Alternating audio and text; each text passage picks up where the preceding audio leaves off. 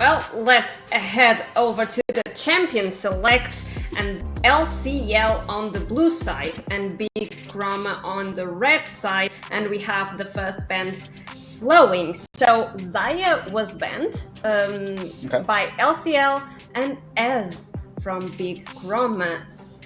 Thresh, on the other hand, banned from LCL. Sorry, how important are these first phase of bans for LCL? Oh, very important. They need to make sure they can remove the biggest threats from the side of Big Chroma, remove the things they don't want to be playing against, and from the previous games we saw already just how potent Xayah is, especially into the composition that want to be all eating heavily into the enemy. So I love these bans coming from Lionesses, and Ahri, of course, we saw her in the first game today that we were casting. It is a very strong pick, so I still couldn't win with this one, but you saw how much impact Fangs had with that Ahri, so I am loving the bans from Lionesses. Yeah. No, I was just going to say, I've not much to add to that. I'm really looking at the bans here. We saw there the Ezreal Karma coming out on the side of Big Chroma. I love these bans on the side of Big Chroma because, again, it was sort of talking about what we were saying earlier with the ability that this combo can get so much good prio, especially if they want to play a really aggressive jungle pick. Yeah, and we have the first pick being hovered. No, it is being picked. It has been Renekton. They are prioritizing that top lane, and on the other side, Big. Oh, that Tristana is really scary. Oh yeah. Oh, and the Udyr potentially no. No way they're showing them the Fury. No way.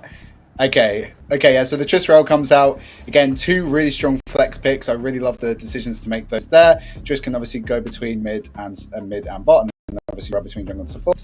Really nice 1-2 on the red side there. And look at what's happening in Lionesses. I kind of predict this Renekton pick, and I love seeing it from Lionesses. It is not the best blind pick though, because there are so many things that you can pick against him that are going to stop him, and we already saw how Renekton can not really feel the best going later in the game if he didn't have the best early game available to him. But I don't like his hovers from Lionesses. I really hope it's just a hover of the Yumi. Yeah, well, I definitely don't want to see the cat here, but it looks like the Seraphine does come in instead. Ashe Seraphine bot lane. Do you think it's the bot lane duo? I think there's a good chance it could be, but considering Charlotte's champion pool and Pierre's champion pool, I would be more inclined to say that that's a mid lane Seraphine that's coming out there. It can be another good flex for them, and they are hovering that Malphite. Big go button there. Yeah, what I feel like it's really important with that priority on Renekton is to have some melee champion, some melee pick from LCL side, like I said, Juani jungle, but now Big can try to target those bans. What are your thoughts about that? Yeah, I mean, I really like that the Silas ban does come out here. Rule number one, if you're drafting Malphite, please, I beg you, and that's to all of you at home as well, ban the Silas. This champion will take your champion, he'll beat you up, steal your lunch money, and be better than you. So yeah, it's really good, nice little ban coming out from there. And yeah, I mean, really good flexibility from both drafts so far. The Lilia coming out now, a big respect ban, I think, towards Trez, although it looks more like that this big comp is going to be a little bit more dive oriented than perhaps the Lilia would traditionally fit into, as the Kindred does come out finally on the side of Big Chroma. Sorry, what are your thoughts about how the champion select will end, or how this second phase will end? Because I'm quite unsure of what LCL really wants to do on the second phase. So with the Seraphine and Renekton, you want to be going into a lot of team fights. You have really good setup, you have a lot of utility and a lot of control with Ashe on top of that as well. But you need to add something on top of that, and what I need to see from Lionesses is a lot of hard control. That's why I'm low-key still hoping that Ashe and Seraphine are going to go both to the bot lane to make sure that on the mid lane there is going to be a strong carry with a very high damage output. Okay, we do have that Maokai locked for Big. And then hovering Udyr Regulus. You were mentioning before that you really wanted. Oh, it has been picked, Udyr. Oh my word. Okay, so Udyr at the minute is actually a very interesting champion because he has multiple build paths, I feel, on this patch that are decent enough. Obviously, you can play towards the traditional sort of Jack Show kind of approach. You can also play the Ravenous Hydra build that's coming out if you did want a bit more AD. into this comp, probably not so much, but really high tempo and the speed boost and everything else from the Seraphine. Ashe lockdown, really good pick potential on this comp. Sorry. There was this little hover of Azure for quite some time in the side of Big Chroma, and I'm happy that it did not happen in the end. I wonder what their last pick is going to be. It is going to be Zara. So in the end, it is again Tristana that is going on the bot, and in Rel that is going towards the support role. We keep hoping for more flexes, but in the end, it is just, the stable bot lane position for both of these. However, we already saw how much Vixen is capable of doing with this Zerth pick, so I'm quite hopeful about this one, especially because if you look at Lionesses, they have quite a lot of engage possibilities into the enemies. So for Vixen going with as safe of a pick as possible, staying as far away from the enemies as possible, does sound like a very good idea. So, important things to take into consideration considering both these team compositions. If you are LCL, what you want to start off by doing with this draft, and making sure that you stay aware of what Big can do. Maybe starting Regulus. Okay, so LCL has a really varied comp, I think. I don't think it has as consistent identity as what we've just seen come out from Big. I do think that the Seraphine is going to be able to get a decent amount of early bio here. I mean, Xerath obviously pokes and pokes and pokes, but for me, Seraphine has traditionally been one of those champions that can just melt through away very quickly.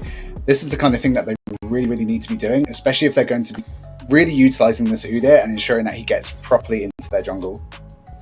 I think it's really spicy. I think it's interesting that they bring these kind of champions and go a little bit away from what you would think that they could bring about Meta Solari. How important do you think this is for them coming into the series against Big? Because Big have shown really good strength and up until now. And for Lionesses, it is really important right now because they just lost their own series against Cheetah Hell. It is really crucial for them to try to find a comeback in this match against Big Chroma. That's why their composition does feel a little bit risky, but also very interesting at the same time. They have a lot of safety. I'm saying it's risky. They also have a lot of safety with a lot of peel, with a lot of control on their side. But we already saw in the previous two series how much control can bring into a team fight. It's not always about that amount of damage, it's about that control, and I love how much it is there available for Lionesses. However, there's so many but what if, in this team composition. But what if Renekton doesn't have a good early game? But what if they never get to scale Udyr up? But what if the all-in engage from Big Chroma is going to be so big that you never get a chance to react with it with your Seraphine or Ashe or anything else? Yeah, and that's exactly where Big's composition come into. And Regulus, do you feel like this composition gives them more tools to try to lead, to deal with LCL's uniqueness? Yeah, for sure. I really love the cohesiveness of Big's composition here. They know exactly what they want to do. They want to have those two really powerful carries in the Trist and the Xerath, just smother them in cotton wool, ensure that there are plenty of go buttons, but also plenty of opportunities for them to disengage. That Nature's Grasp from the Maokai, such an important ultimate ability for just really ensuring that they can take the fights that they want to when they want to. And yeah, I feel like with how short range so much of the Lionesses comp is going to be really difficult for them, I think, to play broadly enough to not get caught up in everything that Big Chroma is bringing in this one. Sorry, anything else to comment on this Big's composition? The early game needs to go really well for Lionesses, because if it does, they should be really good to go. They still have some scaling on their parts, but their scaling is not going to super hard in going into damage and against, except for Udyr, sorry. While for Big Chroma, they still have Xerath and Tristana who are going to be monsters in the late game. So for Lionesses, I would love to see them accelerating and trying to win as early as possible. Now, Big as a team come into this series as the favorite winner. Based on the draft, would you say this is also the team with more tools to win the game? I know this is a tough question, Regulus. So yeah, what do you feel? I think it's going to be down to so much what you've spoken about before, where it's not so much like a comp differential, but just how it's piloted. If the Lionesses can take this very unique approach to the game and you know, because we haven't seen much of what kind of style of League of Legends they play, right? They can sort of playing this style or whatever.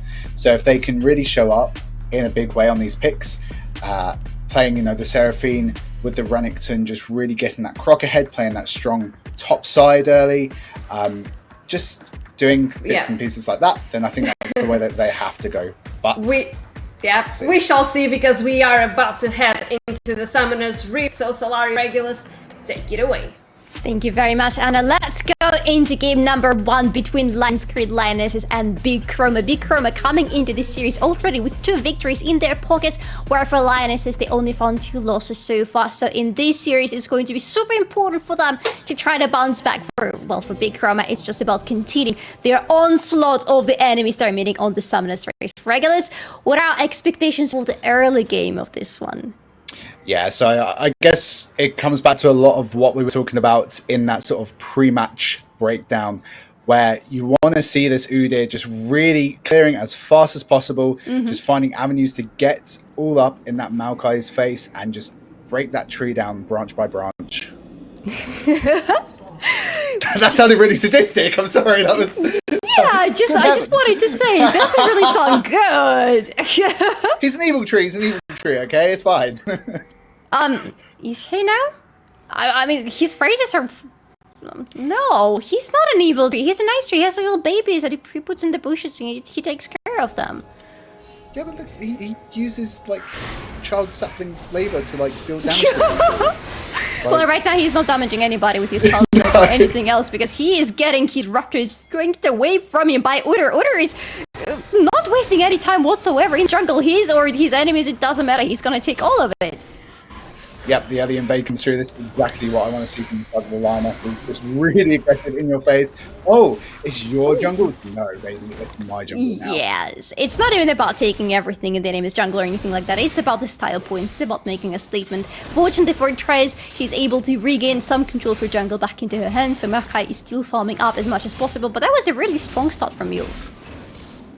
Yeah, definitely. I'm really interested in seeing how the Ash Bomb is going to work here. I mean, obviously, it looks like we're going to be another trade coming in the top lane now. They're gonna keep exchanging like that constantly, because this Renekton, he's almost level 3. That's gonna be a big moment for him. He wants to be going on to the enemy, but this is Malphite. I really wonder what build the Malphite is going to go to, but I would expect more of a tanky one in this team comp.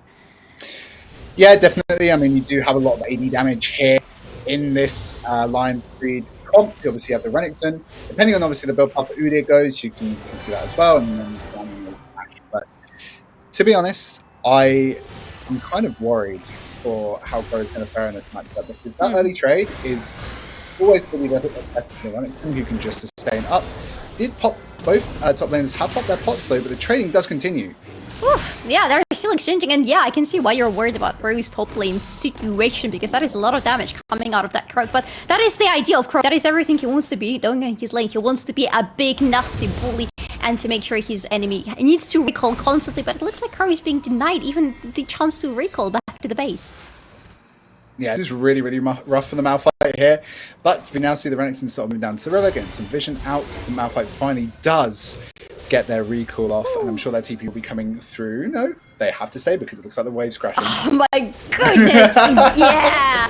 Oh, but look at that, we have another room from Lumi on the mid lane, getting the flash out of this circuit, and that is already a big thing to take away. Yep, great early roam there from Lumi, just really making her presence known on the rel. Just really, really nice here. I mean, Tristana will just naturally bounce waves back and forth with the Ashe. There's not too much threat in that bot lane just yet, at least until level 6 when the Ashe arrow comes up. So plenty of time here for the rel to get moving around the map.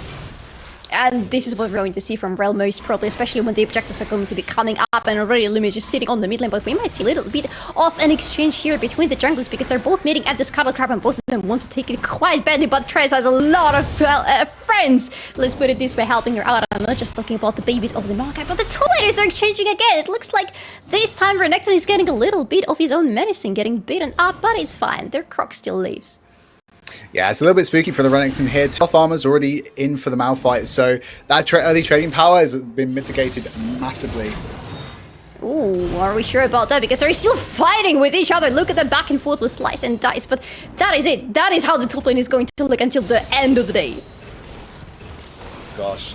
And it is worth knowing that Pivotless is an ADC main nowadays. She transitioned down into the ADC role at the start of the year, is currently Grandmasters, but for this tournament has been subbed in for Goshi the Pony to really take on this top lane sort of duty, and so far going so well. Granted, she was a top laner before ADC, but Look at that, getting a lot of damage with Nils's around as well. A lot of flashes flying back and forth, and this is going to be the first bomb for the Kraken there. But can Krak get out of this? Running away with Mules, buying as much time as possible for her top lane. It looks like it is working wonderfully, because look at that. That is a bidding towards Maokai, and Udyr is proving to us how strong he is. Oh, the Mastery 7 comes out with the spam. Yikes. That is brutal. Mules there so much quicker to the play there than Trez, as we see on this replay here.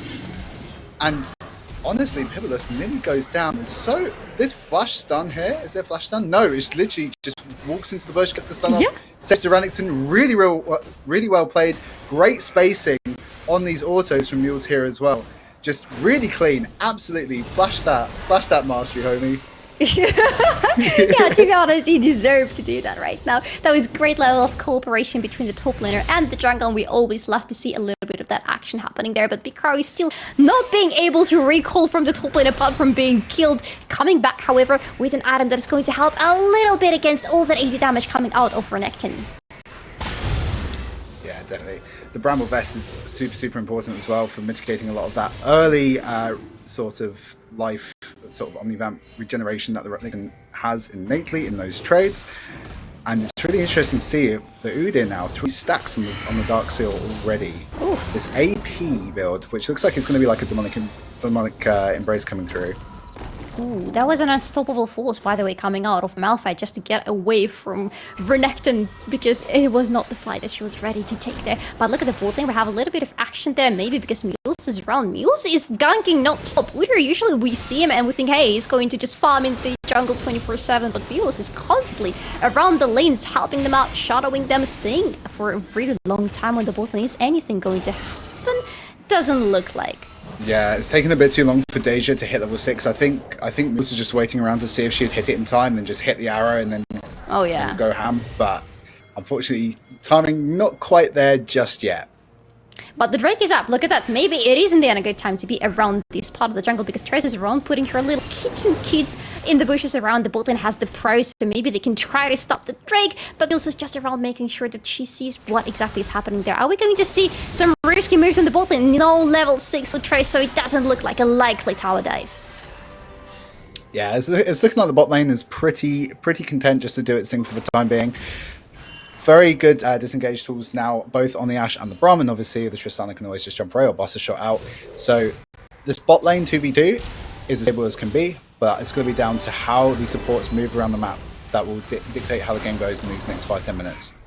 We already saw quite a lot of Lumi moving around the map, especially being on the mid lane a lot. Didn't see so much from Charlotte yet, but maybe it's going to come somewhere soon, because right now Mules is on the top lane, taking the Herald, doesn't have level 6 yet, but it's Udyr, he doesn't really care about that too much, and with so much prior available on the top lane thanks to Renekton, it is no brainer that it is going to be the first Herald into the hands of LCL. The Drake, however, is still alive. Is it going to be a possible exchange of the objectives between the teams? It's looking to me like Big just doesn't quite want it yet. Xerath is now basing already on Lost Chapter, which is a really strong spike right now, especially after the price reduction it got back on 13-14, which makes it just such an evil component, very much like Serrated Dirk in terms of power. But yeah, the Drake doesn't come down just yet, although Big do have that vision on the other side of the Drake wall. So it'll be very interesting to see if LCR are able to sort of clear it out and then make an approach to it from the other side. That is something we highlighted quite a lot from Big in the previous 2 games that we saw from them on the main broadcast today.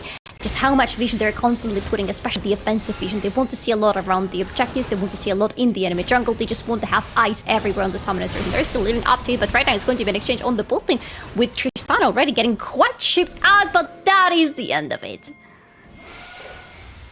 Yeah, really nice little trade there down in the bot lane. Obviously, as soon as Ashe gets that volley going and starts flowing away, you are going to have a really difficult time disengaging unless you have the necessary tools. But it looks like now Big taking their time with this Drake. It's going to take a little bit of time to go down. No answer here from LCL.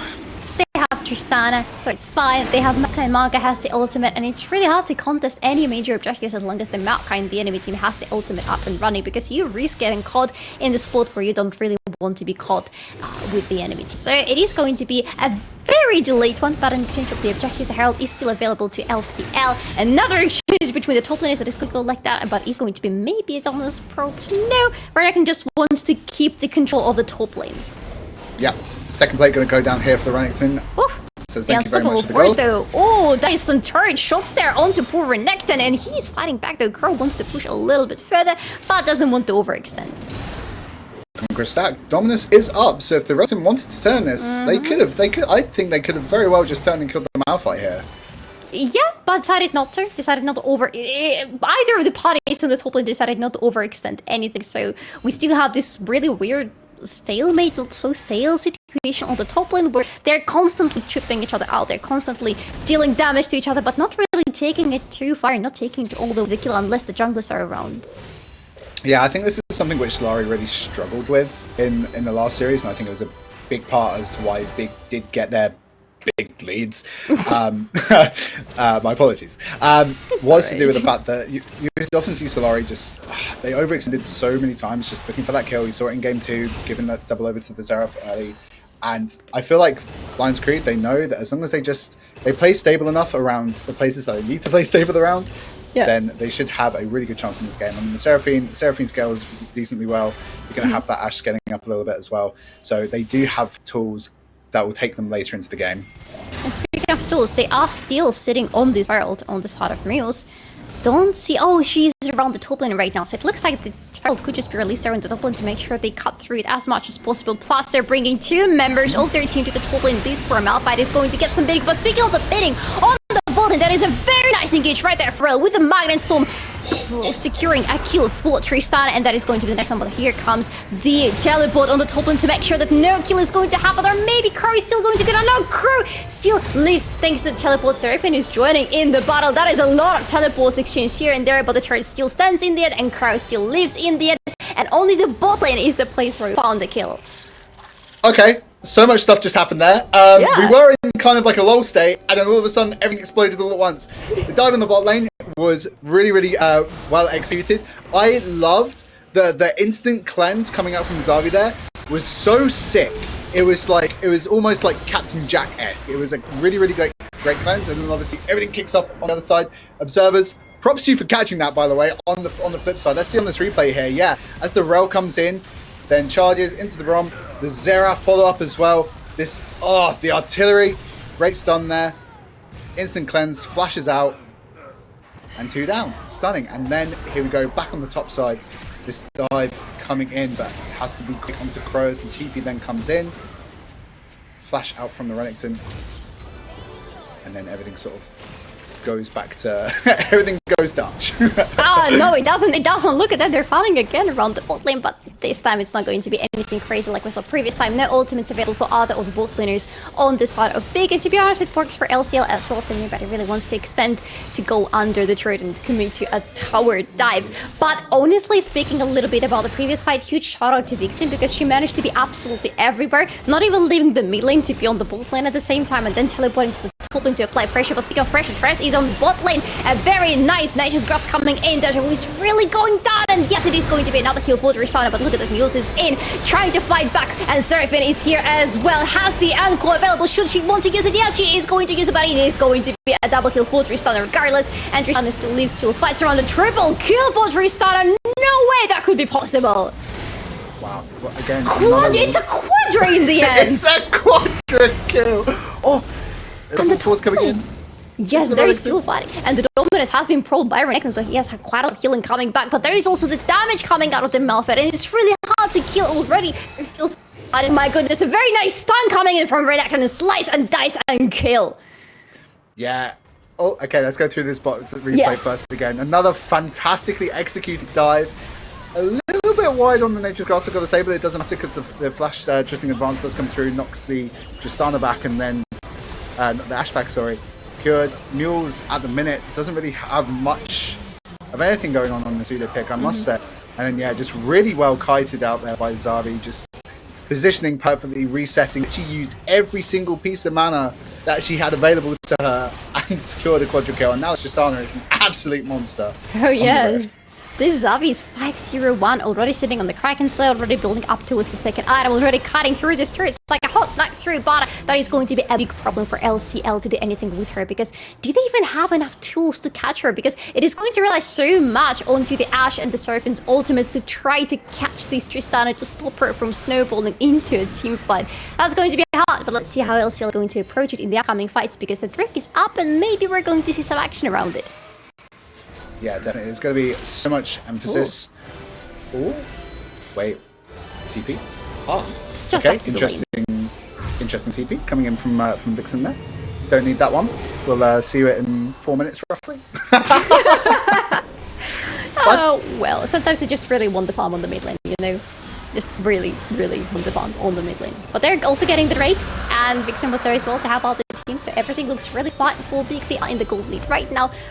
Almost 3k of the gold lead for Big available already, 3-6 in terms of the kills, and 2 dragons in their hands. Looking really strong already. Yeah, and I mean, this Xerath, we saw what Vixen could do on it in the Solari series. I remember watching as she almost 3-hit the Alistar, you know, nearly 1-tap the Jinx. Like, this is just a really, really spooky pick. So strong in the meta, and we see more trading coming in as Mules now approaches. But Crow doesn't care. Crow just unstoppable forces herself out of this situation, doesn't really want to use anything else, doesn't want to fight back, and it makes total sense, because even with the Thornmail already completed, it's going to be pretty hard to fight with Renekton, with the Gold Drinker, with Dominus available, and with Mules around the corner. But okay, no, they're fighting back. Forget whatever I just said. Look at that exchange. A lot of damage coming onto this Renekton, but Renekton heals up everything quite nicely. Still fighting back with the Crow. Still hasn't propped the Dominus here, so has the opportunity to do so if they decide to commit all in onto this Malphite. A very nice stun. Still dancing around, still healing up. The healing is absolutely insane. And now the Dominus. Now we are No, we're not. Oh, come on. You know what? This reminds me of some very old League of Legends. Back in the day, before like the 1000 AP one-shots, where you just have like 2 top laners just slapping each other for like 10 minutes. That's what's going on here right now. But the time shot is taken by the Renekton on this approach. They're just slapping each other, but like the Mules is around and the Herald is around as well. Oh, there's going to be another nice situation for a Cry. Is it going to be another teleport? But no teleport is available for Vixie's time to come and help, and this is going to be the end of Crow. Flushes away, but still goes down, and this is a good for Mules. Oh my god, but the top lane in the meantime, a very nice Magnet Storm right after the Echo coming in, and Vixen is in such a good spot to be the artillery for the team. Oh my god, Vixen, every single shot landing. 1, 2, 3. Come on, can I get some more here in this top lane? This Xerath is doing so much work. A fantastic encore from the Seraphim though. Here I think played that as well as they could, but I mean this pick, this Seraphim is so strong. Ooh, look at that. The Muse was looking for a kill there for a second, because Tristana is looking very low health, but she has the flash, she has a little bit of health. That's more than enough to kill her. So let's see this replay here. The encore comes through as a counterpoint to this Nature's Grasp. Oh, only grabs the Maokai, unfortunately. Lumi does really well to the space there. Great Magnet Storm coming out from the Rel. And then, yeah, so much damage from the Xerath. And then just sort of polished off there by Xavi on this Tristana.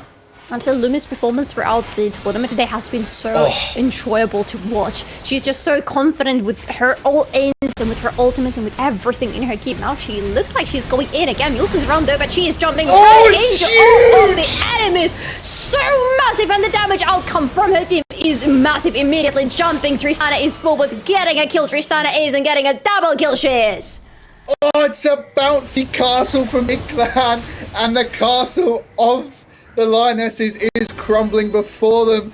As fantastic coordination there between Crow and Lumi on that approach there. Really creative approach coming back into the mid lane. Great collapse. Now Tress is collapsing here in the mid lane. It's Ultimus already with Maokai. Oh my god, the anchor is only going to hit one, and it's just Limit, and Limit does not care whatsoever. Oh, the thing is, right, so we were kind of promised a really high tempo game from the Lionesses. But if anything, it's Big that has really turned up the heat in this, in this series so far. You know, they know what their go buttons are. They know when to utilize them. It's a lot about what we were talking about in the pre-match here. They're just playing so fantastically coordinated right now. And as much as we want to see more adaptation from them, it is nice to see that some basics are constant for them, game after game, no matter the circumstances. They still want to have a very aggressive early game, they still want to go aggressive onto the enemies, but right now it is Renekton going quite aggressive onto that Xerath. Does Xerath have a flash? Yes, also is getting stunned, also is just walking away. Oh, the arrow is not going to hit because it's going to be a very nice reaction from Vixen with the flash, and she's getting away alive. Oh, American Sniper Deja Vu coming through with the Enchanted Crystal Arrow. Oh, yeah. So close. Great flash force out there on the Xerath, which is going to be really important, obviously, as we look to this next straight coming up in 30 seconds. Oh, it's going to be a soul point for Big if they take this one, but it's another fight between the top lanes on the bot lane. I swear, Realists, they're never going to stop doing that. Every time they see each other, it's like, no brain, I press my buttons, I go onto the enemy. Though right now, it is Malphite who is chipping Renekton quite a little, but again, Renekton has dominance. Renekton is all right about this. Is going to be an engage from LCL. Do they see a lot on the river? No, and that's why they're turning around right now. They're still fighting! Crow is getting out of the fight. She doesn't want to fight anymore, but this is Renekton who is in the dominance and who wants to fight, who slices, dices, and gets a kill. Wow, that damage is incredible. The Black Cleaver obviously fully stacked there. That's the break point that this Renekton needed to really break through this Malphite with the Thorn Mount and with those, I want to say Ninja Tabby, they're Ninja Tabby anymore, they're Stone players. Yeah, in our heart. But yeah, just really fantastic play. I mean, Pivotless has been just working pro all game. Like, oh yeah. It's just been constant. But now Big Earth, the one taken, the Baron is going down very clearly. It's going to be locked down for them, but this is the chance for LCL, but they're getting so much damage. Vixen is still so far away, firing up at them, and this is another kill for Tristana, another kill for the Xerath as well. They're still fighting around. Tristana is going dangerously low, but still lives. Somehow it is impossible to survive it, but she still does. Renekton though comes in, tries to slice and dice, but dies in the process without getting anybody. Grants a triple kill for Tristana and an ace for Team Big.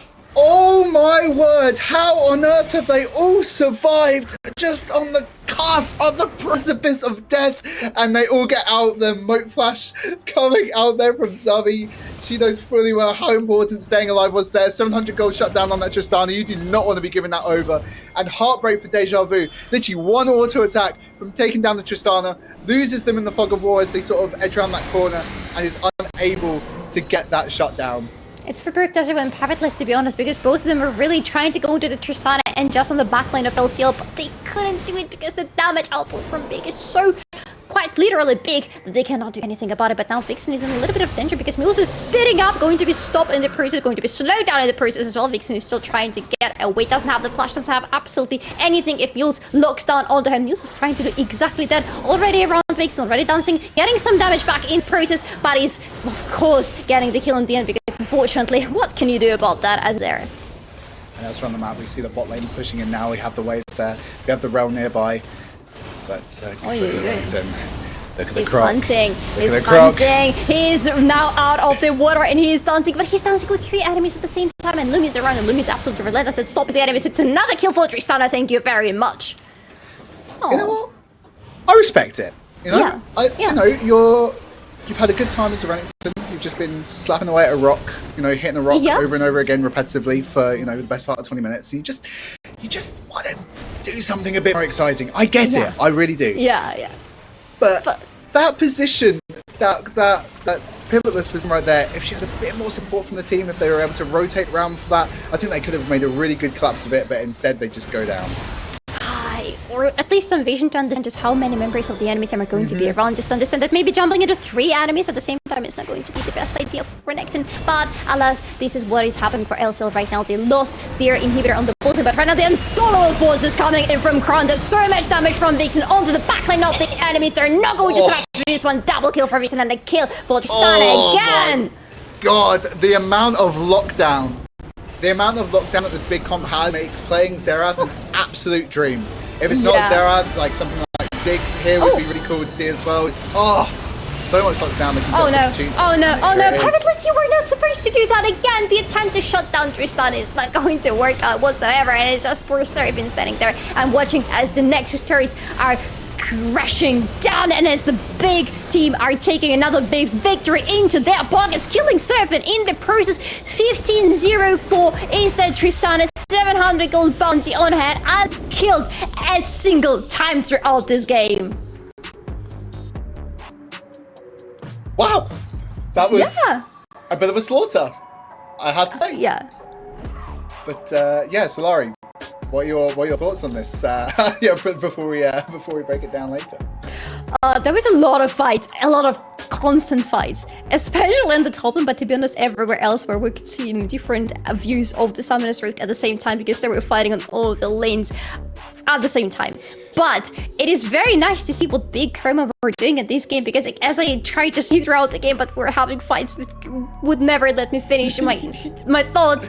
It is so good to see that the basics, the macro decisions for big are there regardless of what is happening in the game. They're still strong with their vision, they're still strong with their movements on the map, and just in general, they're good, right? Yeah, I mean, we can talk obviously about that they played to their waves, they understood when they could actually go for objectives, but also just, I think this game as well was just a massive hands difference. I mean, I think that the compositional difference was there to be seen. I think Big had a much easier comp, a much clearer comp to execute. But the way that they did it, and with the style, the understanding, especially on those tower dives in the bot lane, etc., was just wonderful. Yeah, oh my god, that was wonderful and clean, and we're going to have to go through this game again to break it all down. But before that, we're going to go on a very short break, and we'll be right back.